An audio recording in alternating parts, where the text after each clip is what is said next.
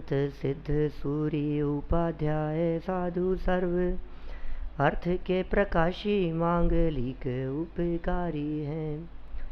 तिनको स्वरूप जाने रागते भई जो भक्ति काय को नमाई स्तुति को उचारी है। धन्य धन्य तिन ही ते काज सब आज भय कर जोड़े बारे बारे वंदना हमारी है।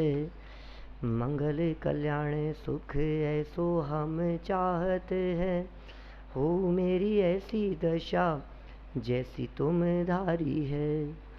हो मेरी ऐसी दशा जैसी तुम धारी है। हो मेरी ऐसी दशा जैसी तुम धारी है।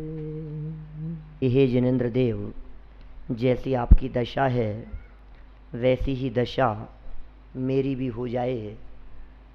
कैसी दशा है जिनेंद्र देव की और कैसी दशा है हमारे मुनिराजों की, इसका चित्रण करते हुए मेरी भावना की चर्चा प्रारंभ हुई थी।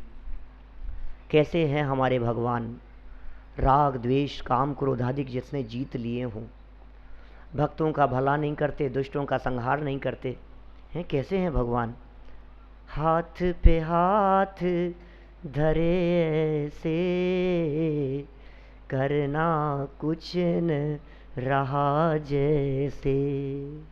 निकम्मा, द्रव्य संग्रह में सिद्ध भगवान के लिए निकम्मा अट्ठ गुणा किंचुणा चरम देह दो सिद्धा। भगवान कैसे हैं, निकम्मा, निकम्मे हैं, कर्म रहित हैं, करना कुछ बाकी रहा नहीं है। कैसा स्वरूप है उनका, मुनिराजों का कैसा स्वरूप है। जब मैं उनके स्वरूप के बारे में विचार करता हूँ तो मेरा मन करता है इन जैसा बन जाऊँ।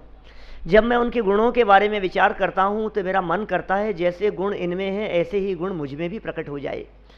जब मैं किसी वक्ता को देखता हूँ, आपको ऐसा लगता है ना जैन जी, जब किसी वक्ता को देखते हैं अरे मैं ऐसे ही प्रवचन करूँ।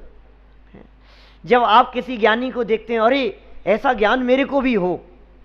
माने ये जीव जिन गुणों की तरफ आकर्षित होता हुआ दिखाई देता है, इसका मतलब ये है कि उनको अपने में धारण करना चाहता है। हम यहाँ कह रहे हैं वंदे तद्गुण, हे भगवान मुझे तो आपके गुण पसंद आते हैं, मुझे तो वीतरागता पसंद आती है, मुझे राग द्वेष पसंद नहीं आते हैं। आपकी जैसी चर्या पसंद आती है, एक टाइम भोजन करना। आपकी जैसी चर्या पसंद आती है, 4 हाथ जमीन देख करके चलना। आपकी जैसी चर्या पसंद आती है, न हिंसा, न झूठ, न चोरी, न कुशील, न परिग्रह, न क्रोध, न मान, न माया, न लोभ। ऐसी ऐसी दशा पसंद आती है मेरे को। सच बतलाओ, आपको ऐसी दशा पसंद आती है क्या? रहे भावना ऐसी मेरी, रहे भावना ऐसी। नाम लिखा मेरी भावना और बीच में फिर लिख दिया रहे भावना ऐसी। ये अभी वर्तमान भावना ही नहीं है, ये भावना बनी रहे और एक दिन ऐसा आए कि ये भावना सफल हो जाए और भावना स्वरूप सारे विकल्प मिट जाए और निर्विकल्प स्वरूप में ही सदा के लिए मग्न हो जाऊं। ऐसी भावना है मेरी। कितनी बातें कही, अरे जगत से मुझे कुछ लेना देना नहीं, त्याग उपादान शून्यत्व शक्ति का धनी। कल पढ़ेंगे 47 शक्तियां और आज अमृतचंद्र स्वामी ने मूल कलश में इस गायक भगवान आत्मा के लिए त्याग और उपादान से शून्य कह दिया। न पर का ग्रहण होता है न पर का त्याग होता है। मैं किसका ग्रहण करूं और किसका त्याग करूं, छोड़ने और ग्रहण करने में लगा हुआ है। छोड़ने छोड़ने की धुन सवार है, ग्रहण करने की धुन सवार है, लगा है इसमें। सुखी होने के नाम पर ये आ जाए, ये आ जाए, ये मिल जाए, इसे इकट्ठा कर लूं, इसे प्राप्त कर लूं, इसी में तो लगा हुआ है ना, सुखी होने के नाम पर। और कुछ ऐसे हैं जो छोड़ने में लगे हैं। न छोड़ने से सुखी हुआ जाता है, न ग्रहण करने से सुखी हुआ जाता है। पदार्थों का छूटना और पदार्थों का ग्रहण हो जाना ये उनकी अपनी योग्यता से होता है। वस्तुओं का क्षेत्र से क्षेत्रांतर होना उसकी योग्यता पर निर्भर करता है। जो ज्ञानी ऐसा विचार करते हैं उन्हें ये लगता है कोई बुरा कहो या अच्छा, लक्ष्मी आवे या चली जावे, आ गई तो मुझ में क्या बढ़ गया और चले गई तो मुझ में क्या कम हो गया। बताओ, लाखों वर्षों तक जी लिए तो क्या फर्क पड़ता है, और आज ही मृत्यु आ जावे तो क्या फर्क पड़ता है। अरे मैं जीवत्व शक्ति का धनी हूं जो कभी मरता नहीं है। कौन मारे, अनादि काल से आज तक ये जीव मरता आया है लेकिन मरा नहीं है। क्या मरता आया है? यो भाव कर्म या भाव मरण सदियों से करता आया हूं। तो मर गया क्या कि मरा नहीं आज तक कभी? ये क्यों नहीं मरा? क्योंकि जीवत्व शक्ति वाला है ना। मरता कैसे? अनादिकाल से आज तक जीता आया है लेकिन जिया नहीं है। ये क्या कह रहे हो आप? उठपटांग बातें। मरता आया है, मरा नहीं है, जीता आया है, जिया नहीं है। अरे दुख की अनुभूति को मरण कहते हैं और आनंद अनुभूति को जीवन कहते हैं। अनादिकाल से मरता तो आया है लेकिन मरा नहीं है, जीता तो आया है जीवत्व शक्ति होने से लेकिन जिया ही नहीं है। ये जानता ही नहीं है जीवन किसे कहते हैं। अथवा कोई कैसा ही भय या लालच देने आए, विचलित हो जाएंगे क्या? ज्ञानियों को विचलित नहीं कर सकता है ये भय। किस बात का डर बतलाओ? सप्त भयों से नहीं डरेंगे, ये संकल्प तो हमारे छोटे छोटे से बच्चे करते हैं। क्या ज्ञानियों को भय नहीं होता? जिसे भय होता है वो ज्ञानी नहीं होते। सप्त भयों से रहित होते हैं, निशंका निर्भया। निशंकित अंग की चर्चा करते हुए अमृत चंद्र स्वामी ने निर्भय 7 भयों से रहित पना बतला दिया। कोई भय नहीं है। किस बात का डर? डर नहीं है कुछ भी। तो डर भी नहीं है, कोई डरा धमका करके हमारे को विचलित कर देवे, ये बात नहीं है। और कोई लोभ लालच दे करके हमारे को विचलित कर देवे, ये बात भी नहीं है। जिसके पास में सब कुछ हो, अब उसे कोई व्यक्ति क्या लालच दे सकता है? चैतन्य चिंतामणि जिसके पास में हो, अनंत शक्ति स्वयमेव देव, अनंत शक्ति संपन्न जो स्वयं हो, उसे कोई व्यक्ति लालच देवे कि किस बात का लालच देता है? काय का लालच दे रहा है मेरे को? जिस व्यक्ति की स्टेशनरी की दुकान हो, जिसकी पेन की दुकान हो, उस व्यक्ति को कोई बॉल पेन का लालच देवे? हे जिब्रे, इसका लालच दे रहा है मेरे को। दुकान है पूरी, किस चीज का लालच देना चाह रहे हो आप मेरे को? यहां तो अनंत गुण संपदा, अनंत वैभव अंदर इसमें विराजमान है। अंदर अनंत शक्ति संपन्न गायक भगवान आत्मा बैठा हुआ है। ये जगत के पदार्थ हमें आकर्षित करने में समर्थ नहीं हो सकते हैं। और जो पर से प्रभावित होते हैं वे अन्याय किए बिना रहते नहीं हैं। पर से प्रभावित होना ही अन्याय है। ये क्या कह दिया है इन्होंने? 3 लाइन में जो वर्णन किया है, 7 नंबर का छंद कल कर चुका था चर्चा, आगे बढ़ना है अभी। 3 लाइन में जो चर्चा की है और 4थी लाइन में कहा न्याय मार्ग से पद ना विचलित हो। इसका मतलब यह है कि बुरे और अच्छे पन में यदि आप विचलित होने लगे तो न्याय से विचलित हो गए। लक्ष्मी के आने और जाने से यदि आप प्रभावित हो गए, इसका मतलब आप न्याय मार्ग से विचलित हो गए हैं। आप प्रभावित रहें तो विचलित नहीं होंगे, प्रभावित होंगे तो विचलित हो गए हैं। क्या है न्याय? कल अंतिम पंक्तियों में मैंने बात की थी आपसे। ये जैन न्याय है, ये प्राग भाव प्रध्वंसा भाव, ये जैन न्याय है। न्याय क्या है? अन्योन्य भाव, अत्यंता भाव, नए पद्धति, स्याद्वाद, ये न्याय है। ये प्रमाण, ये विवक्षाएं, ये न्याय है भाई साहब। लक्षण, लक्षणाभास के प्रकरण ये न्याय है, ये न्याय मार्ग है। चेतन का लक्षण सुख स्वरूप है, ज्ञान स्वरूप है, और अचेतन में सुख नहीं है, ये उसका लक्षण है। और दोनों के लक्षणों को भिन्न भिन्न पहचानना, एक की दूसरे में मिलावट नहीं करना, ये न्याय है। अन्याय करते आए हैं अनादिकाल से आज तक। पर में सुख की कल्पना यह अन्याय है। जिसमें सुख नहीं है उसमें सुख मानना, जो योग्य नहीं है उसे अयोग्य, जो अयोग्य नहीं है उसे योग्य, ये सब अन्याय ही तो हैं। जहां आनंद नहीं है, जहां सुख नहीं है, जो जिसका कर्ता धर्ता नहीं है उसे कर्ता धर्ता कह देना, क्या ये अन्याय नहीं है? वस्तु स्वरूप को जाने बिना न्याय हो सकता नहीं है। वस्तु स्वरूप को जानो, 6 द्रव्यों को जानो। अंतिम लाइन में कहेंगे वो बात। देखो और कहते हैं ये, जब न्याय मार्ग पर चलते हैं तो क्या क्या परिस्थितियां बनती है, लाइफ कैसी हो जाती है, जीवन कैसा हो जाता है। होकर सुख में मग्न न फूले, दुख में कभी न घबरावे, पर्वत नदी शमशान भयानक, अटवी से नहीं भय खावे। हैं तैयार? बोलो। भूतों की चर्चा से डरता है, ये कह रहे हैं भय नहीं खावे। किससे? पर्वत नदियां पर्वतों पर चढ़ते समय, शिखर जी से पहाड़ से उतरते समय, रात हो गई, अंधेरा हो गया, जंगल है, डर लग रहा है, क्या करें? नदियां, शमशान, इनसे भय नहीं लगता ज्ञानी जीवों को? किस बात का डर? अरे प्रथमानुयोग उठा करके देखो तो कितने उदाहरण मिल जाएंगे। शमशान में अष्टमी और चतुर्दशी के दिन जाकर के साधना करने वाले ज्ञानियों की चर्चा कितनी मिलेगी, सेठ सुदर्शन जैसे, बहुत चर्चाएं मिलेगी ऐसी। डर नहीं लगता है आपको? किस बात का डर? और किससे डरूं मैं? बोलो, इस लोक का भय, परलोक का भय? अरे चितलोक की जिन्हें खबर है वे इस लोक और परलोक से भयभीत नहीं होते। अपने चितलोक की जिन्हें खबर है, चैतन्य लोक की जिन्हें खबर है, जो अपने चैतन्य लोक में निवास करते हैं, उन्हें इस लोक और परलोक का भय नहीं हुआ करता है। हमें डर नहीं है। हमको कछु भय नारे, जान लियो संसार।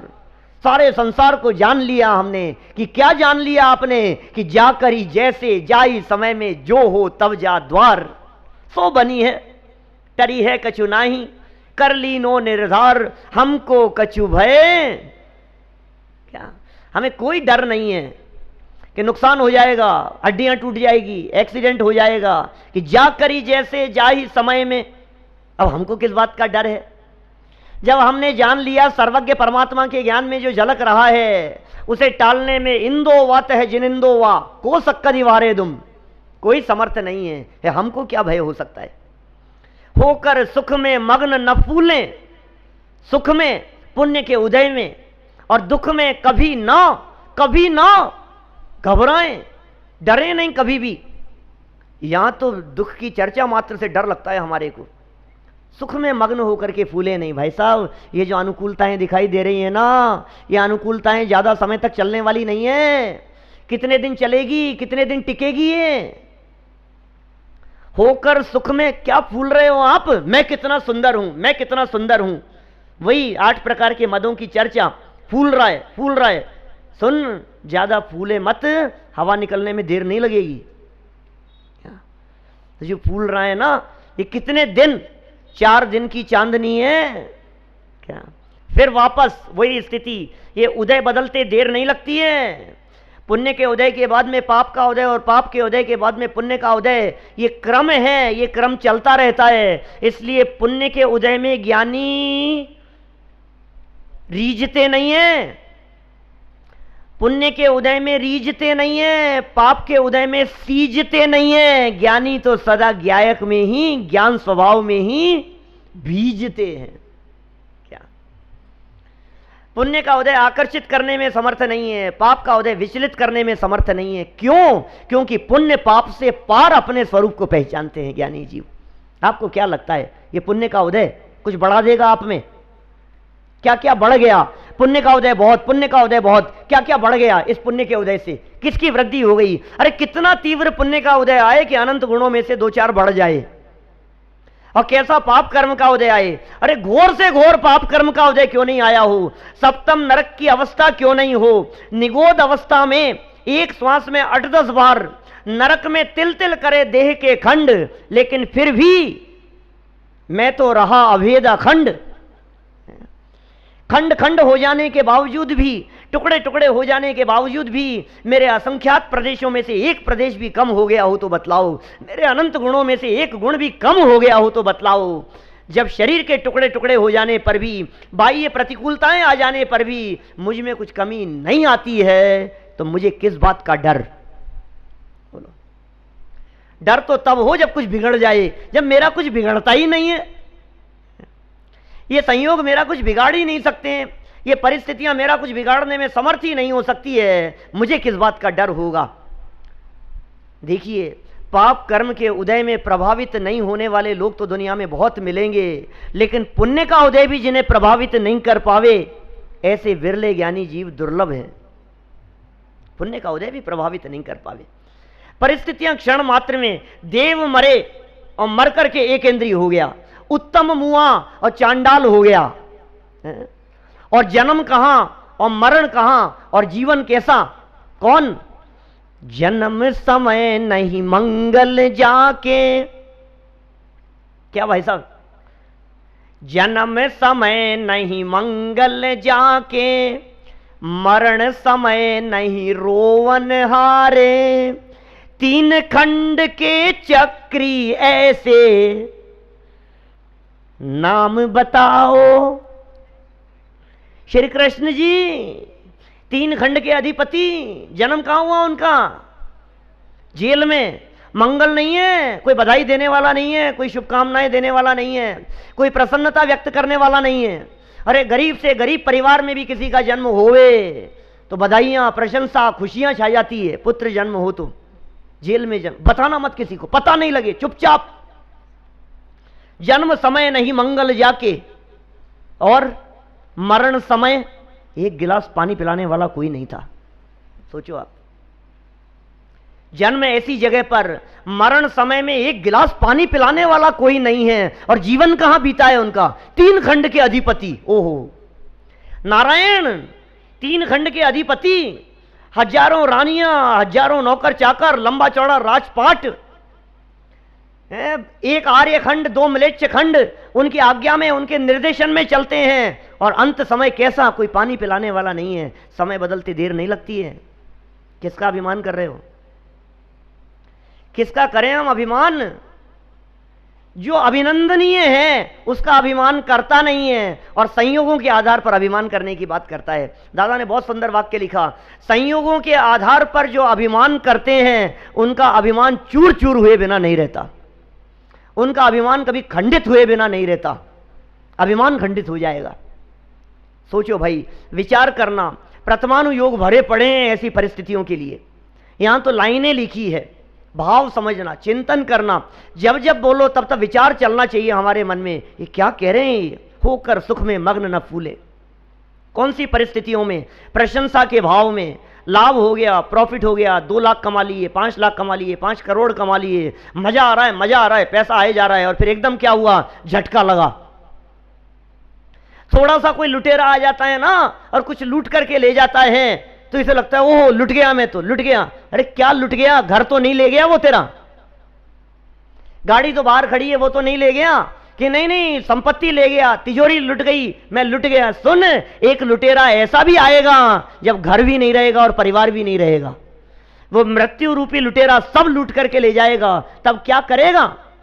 इसलिए देह छूटने से पहले पहले देह से भिन्न ज्ञायक तत्व का अनुभव कर ले, अपने स्वरूप को पहचान ले, फिर छूटने का भय नहीं होगा, फिर छूटने का डर नहीं होगा।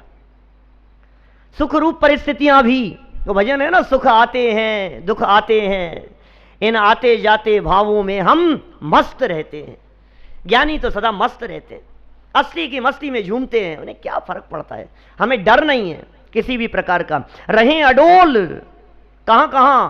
पर्वत, नदी, शमशान, भयानक अटवी, अटवी माने जंगल, भयानक जंगल में भी डर नहीं है। सीता को छुड़वा दिया भयानक जंगल में, क्रूर पशुओं की आवाज आ रही है चारों तरफ से, और कृतांत वक्र सेनापति ने उतार दिया उसे। गर्भवती अवस्था, लव और कुश दोनों गर्भ में हैं। बोलो डर नहीं है, घबराहट नहीं है। किसका डर? स्वभाव का अवलंबन लेने वालों को किसी का डर नहीं होता। अरे जिनवाणी माता की शरण में भी जो हो वे ही निर्भय हो जाते हैं, तो जिनके साथ में ज्ञायक पिता भी हो उन्हें किस बात का डर? क्या जिनवाणी माता का अवलंबन ले लेना क्षण मात्र के लिए। एक छोटा सा बच्चा हो ना, 2 साल का बच्चा, क्या और आता है, कभी तुम्हारा चश्मा खींचता है, कभी तुम्हारा मोबाइल खींचता है, कभी पीछे से तुम्हारी पिटाई करके भाग जाता है। क्या तुम उसे आंख दिखाते हो तो फटाफट जाकर के अपनी माँ की गोद में बैठ जाता है। ये डर नहीं लगता है? माँ है ना मेरी,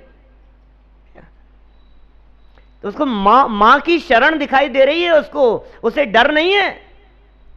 कौन व्यक्ति क्या कहेगा, डांटेगा, मारेगा, पीटेगा, हमें डर नहीं है किसी भी बात का। क्यों? क्योंकि मां का वृहद हस्त हमारे ऊपर है। सुनो, ये जिनवाणी मां का हाथ है हमारे पास में।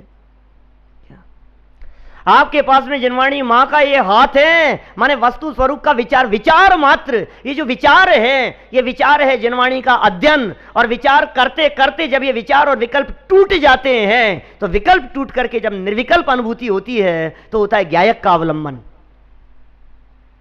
ये विचार मात्र, ये वस्तु स्वरूप, ये जिनवाणी है, ये जिनवाणी का अवलंबन है। ये क्या कह रहे हैं? अब डर नहीं है। जंगली पशु हैं, जानवर हैं, घबराहट नहीं है। विचार कर रही है, उदय का विचार कर रही है, क्रमबद्ध का विचार कर रही है। निमित्त है वे तो, उनका कोई कसूर नहीं है। ज्ञानियों को दूसरों का दोष नहीं दिखाई देता है। किसका दोष देखें हम, किसकी गलती है बतलाओ। इन्होंने जंगल में भेज दिया, इनकी गलती है, इनकी वजह से मुझे ये तकलीफ भोगनी पड़ रही है। नहीं भैया, किसी की वजह से किसी को तकलीफ नहीं होती, स्वयं किए, अपने ही द्वारा किए गए कर्म हैं। किसी का फल किसी को नहीं मिलता, अपने अपने कर्मों का फल सबको मिलता है। अपने उदय का विचार करो, अडोल रहो, अडोल, चलायमान नहीं। अडोल कहकर के क्या कहना चाह रहे हैं? डोल और अडोल। डोल कौन? जिनके लिए आप कहते हो लुढ़कने लूटे हैं। कौन है लुढ़कने लूटे?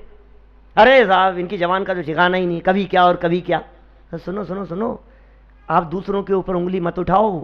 पुण्य और पाप कर्म के उदय में डोलते हुए दिखाई देते हो, ये तुम्हारी चर्चा कर रहे हैं। रहें अडोल। पुण्य के उदय में और पाप के उदय में डोलना नहीं है हमारे को, विचलित नहीं होना है। रहें अडोल, अकंप। क्या बनारसी दास जी ने नाटक समय सार में 2 प्रकार के रोगियों की चर्चा की। क्या? एक कंप रोग और एक अकर रोग। सुने आपने? 2 तरह के रोग हैं नितिन जी, एक कंप रोग वाले, एक अकर रोग वाले। ये कौन है ये कंप रोग और अकर रोग वाले? अरे पाप कर्म के उदय में ये जीव कांपता है, एक कंप रोग दिखता है इसके, और पुण्य के उदय में या अकर रोग, या अकड़ता है। क्या? यहां तो निरोगी होने की बात चल रही है, यहां रोग की बात नहीं है भाई। रहें अकंप, विचलित ना होवे, यह मन कैसा बने? दृढ़, दृढ़तर, दृढ़ और दृढ़तर माने दृढ़ता इतनी आ जाए, यहां विचलित नहीं होवे। किन किन में नहीं होवे? बोलो। रहें अडोल, अकंप, निरंतर, निरंतर। कभी कभी रहें अडोल, अकंप। कब कब रहें? प्रतिकूल परिस्थितियां आ जाएं तब। जब जब प्रतिकूल परिस्थितियां आ जाएं तो आप निष्कंप हो जाना है, दृढ़ हो जाना कि नहीं नहीं, अरे प्रतिकूलताओं में नहीं, अनुकूलताओं में भी। अकेली प्रतिकूलताओं में नहीं, अकेले पाप कर्म के उदय में नहीं, पुण्य के उदय में भी ऐसी दृढ़ता चाहिए कि कितने भी पुण्य का उदय आए, प्रशंसा करने वाले कितने भी मिल जाएं, लेकिन अप्रभावित रहें उससे।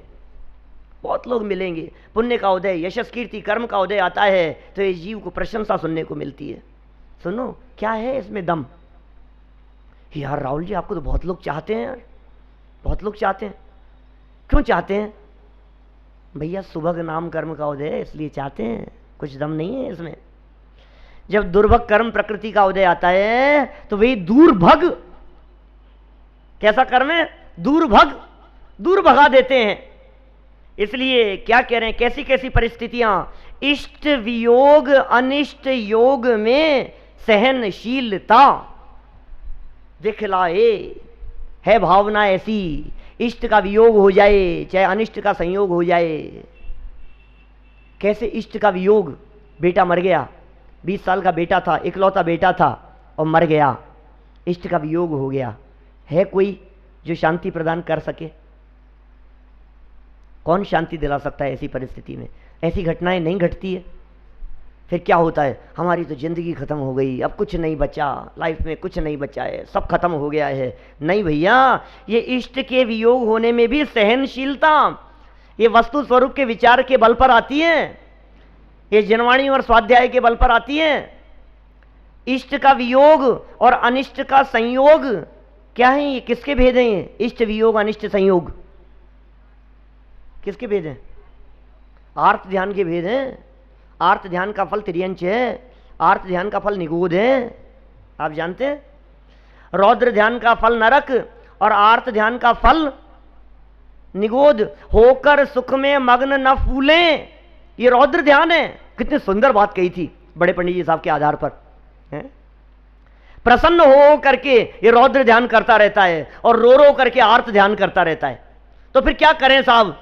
रोने के रो भी नहीं सकते और हंस भी नहीं सकते, हम करें क्या? इन सहज नहीं रह सकता। रोने और हंसने के अलावा साम्य भाव नहीं हो सकता है, सहजता नहीं हो सकती है। ज्यादा फूलने की क्या जरूरत है? इष्ट का वियोग और अनिष्ट का संयोग। अब ये इष्ट वियोग और अनिष्ट संयोग में कितनी कितनी बातें लगा सकते हो आप। किसी का मरण, मोबाइल का चले जाना, घर का टूट जाना, मकान में दरार पड़ जाना, नहीं, पत्नी के हार्ट अटैक हो जाना, बीमारियों का आ जाना, ये अनिष्ट संयोग है। किसी के चले जाने का नाम इष्ट का वियोग।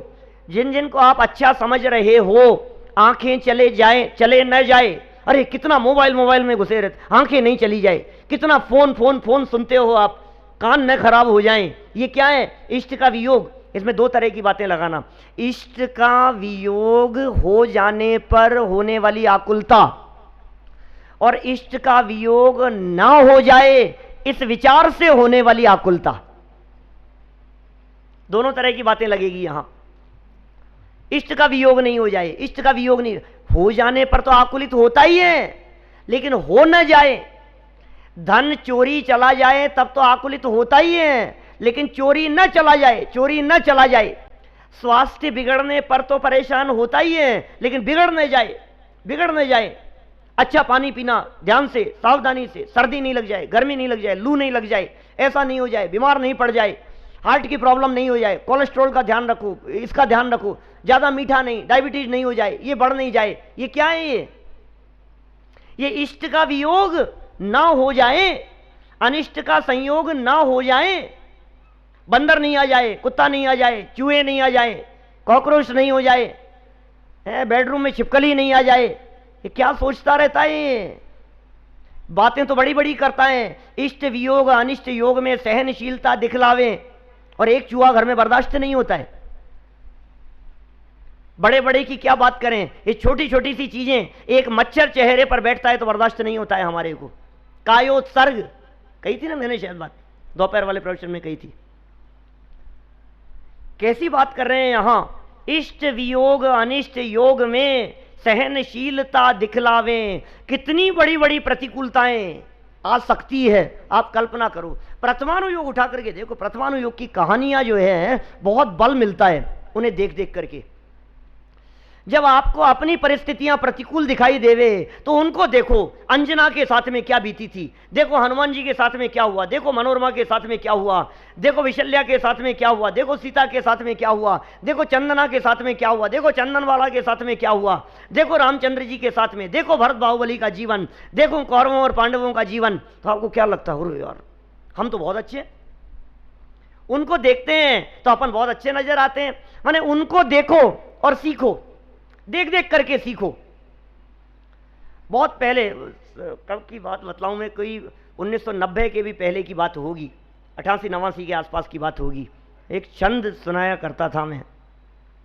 चाहे विविध बीमारियां इस देह में आकर रहे, क्या? चाहे विविध बीमारियां इस देह में आकर रहे, चाहे हमारी संपदा इस वक्त ही जाती रहे, चाहे सगे संबंधी परिजन का वियोग मुझे बने, चाहे दुश्मन आके घेरे लोक सारा हिल उठे। सारी प्रतिकूल परिस्थितियां, कितनी बातें कही। चाहे विविध बीमारियां इस देह में आकर रहे, चाहे हमारी संपदा इस वक्त ही जाती रहे, चाहे सगे संबंधी परिजन का वियोग मुझे बने, चाहे दुश्मन आके घेरे लोक सारा हिल उठे, तो भी मैं जिन धर्म को एक क्षण भी छोड़ू नहीं। और प्रतिकूलता अरे कितनी रहे, निज रमणता छोड़ू नहीं, निज रमणता छोड़ू नहीं। कितनी भी प्रतिकूलता आ जाए, निज रमणता नहीं छोड़ें। ये जिनवाणी का साया जब तक हमारे साथ में है, ये जिनवाणी माँ का हाथ जब तक हमारे ऊपर है, और स्वभाव का अवलंबन जब तक बना रहेगा, कहते हैं कोई विपत्ति नहीं है। अपने स्वभाव से बाहर निकले और संकट शुरू हो गए, और स्वभाव में आए और संकट मिट गए। संकट कब तक है? घर से बाहर निकलो तो संकट ही संकट है भरत भाई। आप निकलते नहीं हो क्या? लोगों को लगता है अरे पंडित जी मजे करते हो, यहाँ जाते हो वहाँ जाते हो, खूब घूमते हो, फ्लाइटों में घूमते हो, देश में विदेश में दुनिया में सब तरफ जाते हो, क्या मजे हैं आपके तो यार। कि क्यों तुम भी करो ना, चलो हमारे साथ साथ में। कौन कौन तैयार है बोलो हमारे नेक्स्ट प्रोग्राम में चलने के लिए? अरे नहीं नहीं, बिजनेस नहीं छूटता, परिवार नहीं छूटता, काम नहीं छूटता, छोड़ करके कौन जाए। आसान है घर घर में जाकर के भोजन करें। 3 दिन गए साथ में, चौथे दिन मना कर दिए, मेरे को मत ले चलना था, मेरे मैं नहीं खा सकता। क्या कैसा लगता है बोलो? ये कह रहे हैं यहां पर, आप तैयार हैं क्या ऐसी परिस्थितियों के लिए? स्वभाव से बाहर निकले, घर से बाहर निकले और परेशानियों का सिलसिला शुरू हो जाता है भाई साहब। और घर में आए तो शांति है। अरे 5 स्टार फैसिलिटी आपके पास में हो, बड़े बड़े बंगलों में आप जाकर के रहो, अच्छे से अच्छे मिष्ठान भोजन आपको खिलाए जावे, लेकिन घर तो घर ही है।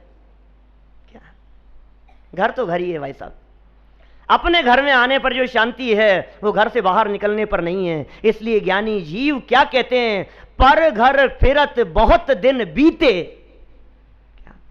नाम अनेक धराए हम तो अब निज घर में आए। ज्ञानियों का वचन है। हम लोग तो क्या कहेंगे, हम तो कब हो ना निज घर आए, हम तो अपने घर में कभी नहीं आए। और ज्ञानी क्या कहते हैं, हम तो अब निज घर में आए। जब निज घर में आ गए अब तकलीफ क्या है बोलो? अपने घर में भले ही कम हो, अपने घर में सुविधाओं की भले ही कमी हो, लेकिन कोई फर्क नहीं पड़ता है, तो भी निज घर ना ही पिछाना। क्या अपने घर को पहचाना नहीं है? अपने घर को देख भाई, अपने घर को देखेगा तो सुखी होगा।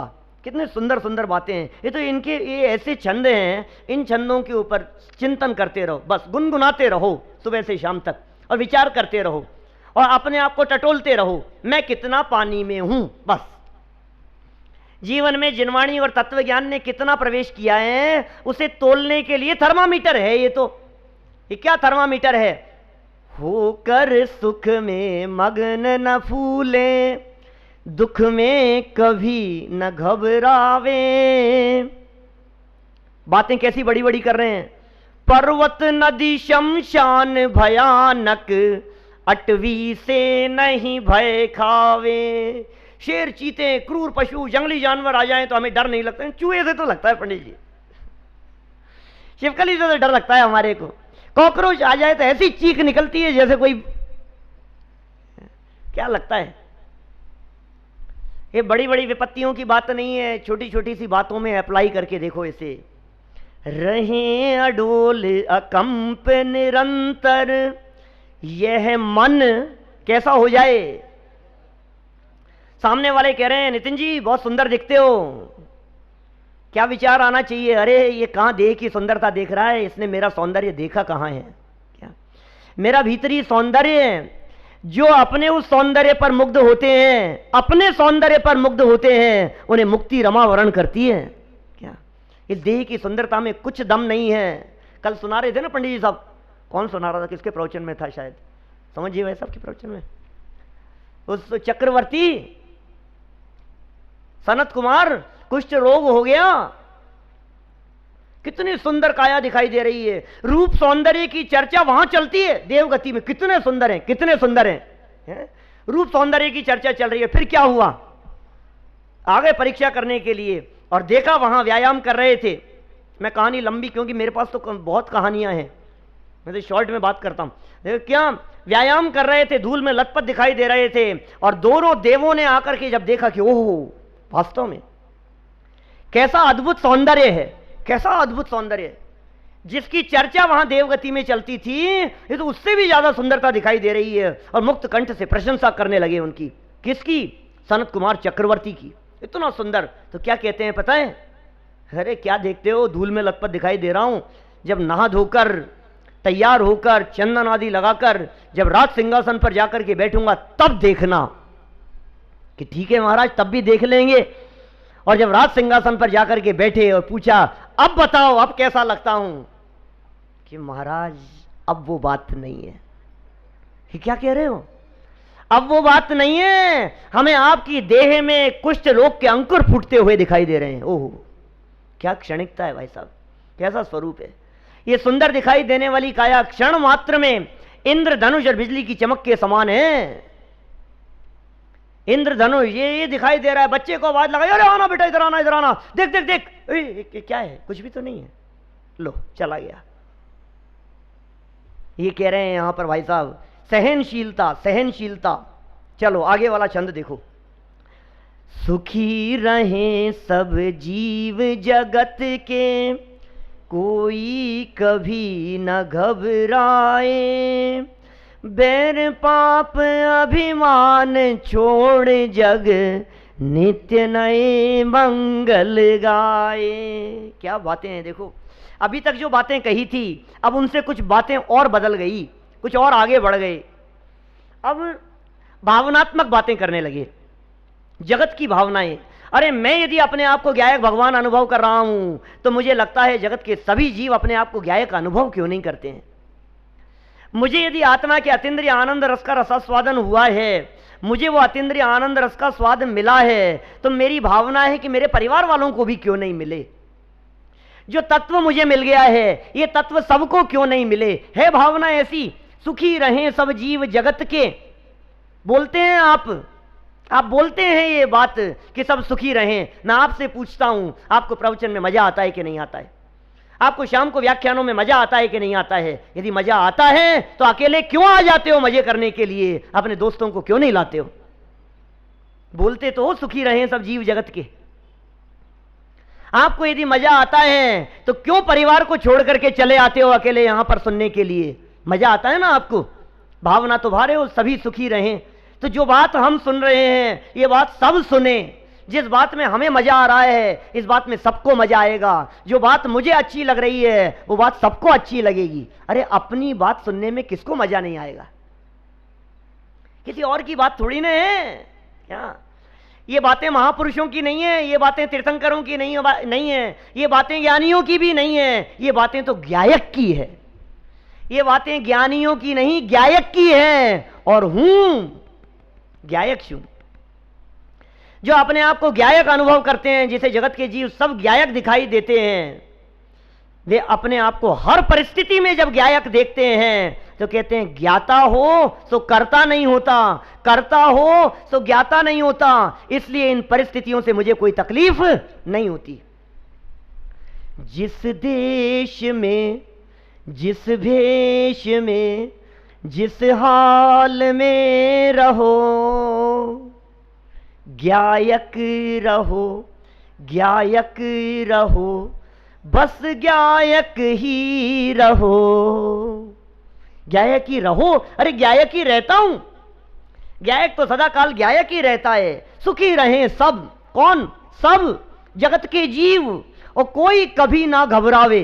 क्या बात कर रहे हो साहब, झूठी भावनाएं ये सब तुम्हारी, ऐसा हो नहीं सकता। भावना भा रहे हैं भाई साहब, हमारी तो ये भावना है।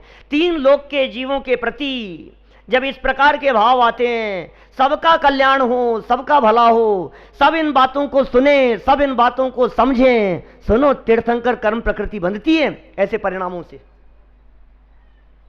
लेकिन कब? पहले खुद तो सुखी हो जाओ। क्या सब सुखी रहें, सब सुखी रहें, और दूसरों को सुखी करने के चक्कर में, सुनने सुनाने के चक्कर में खुद आकुलित होता रहता है कि सुन भाई, पहले निराकुलता अपने आप में चाहिए, पहले स्वभाव का अवलंबन अपने आप में चाहिए, पहले आराधना, फिर उसके बाद में प्रभावना। सच्चा आराधक ही सच्चा प्रभावक होता है, बड़े पंडित जी साहब का कथन। सच्चा आराधक, आप पहले आराधक बनो, आप पहले आराधना करो, आत्मा प्रभावनीयो। अमृतचंद्राचार्य कह रहे हैं पुरुषार्थ सिद्धि उपाय में, आत्मा प्रभावनीयो रत्नत्रय तेजसा। हम खूब प्रभावना करेंगे, खूब प्रभावना करेंगे। सुनो, पहले आत्मा की प्रभावना करो रत्नत्रय के तेज से, फिर क्या होगा कि हम सुखी होंगे। अरे जो खुद ही सुखी नहीं है, वो दूसरों को क्या सुखी करेगा? पहले हम सुखी हों। कैसे? स्वभाव के अवलंबन से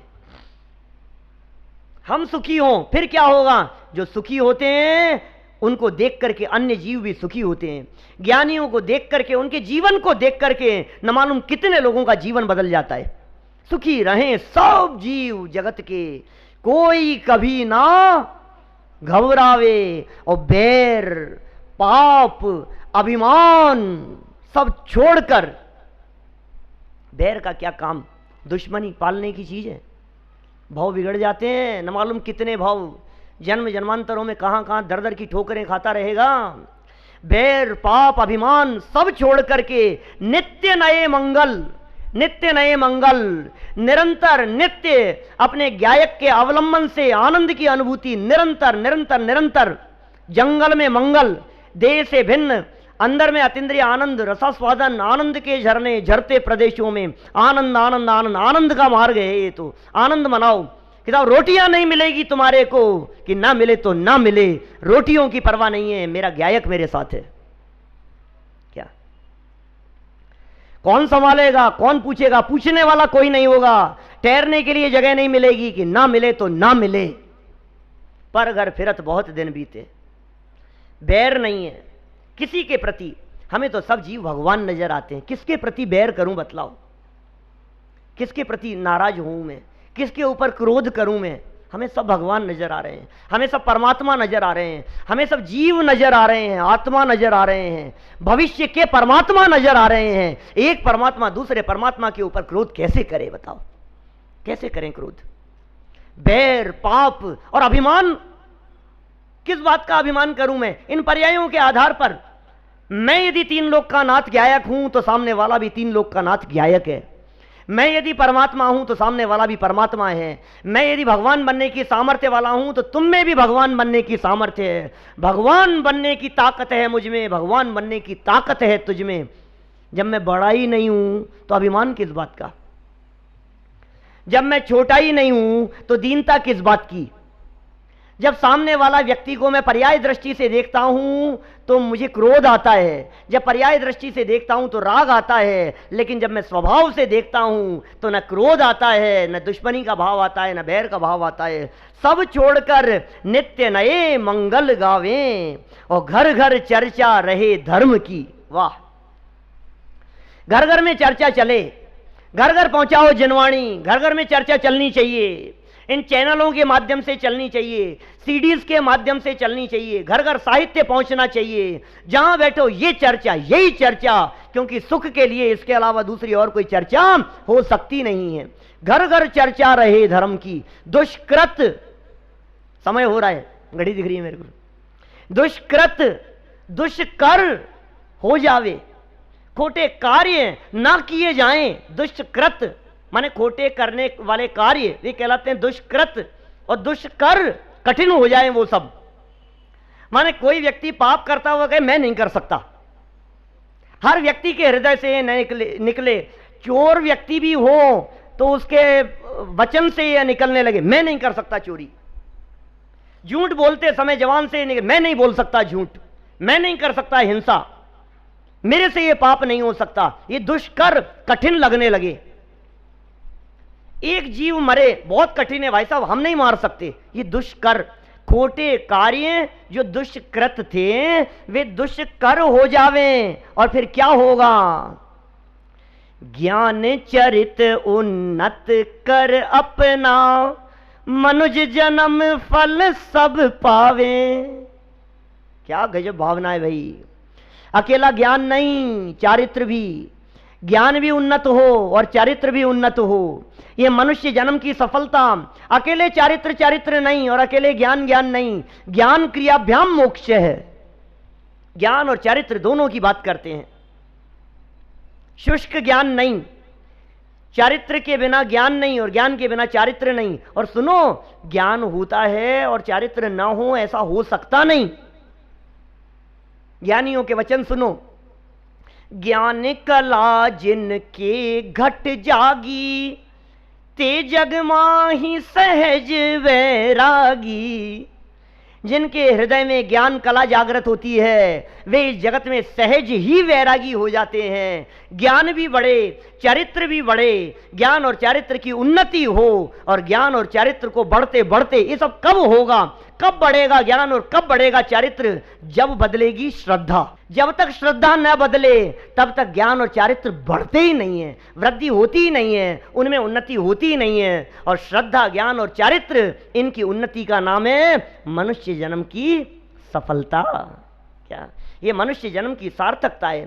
सम्यक दर्शन की प्राप्ति को मनुष्य जन्म की सार्थकता नहीं लिखा यहां। ये मनुष्य जन्म सम्यक दर्शन की प्राप्ति मात्र के लिए नहीं है, क्योंकि सम्यक दर्शन की प्राप्ति तो चारों गतियों में हो जाती है। ये मनुष्य जन्म तो संयम अंगीकार करने के लिए मिला है।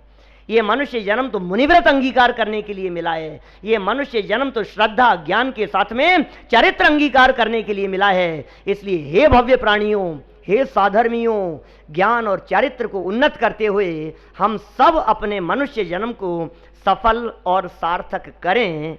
इसी भावना से मैं बात को यहीं विराम दूंगा।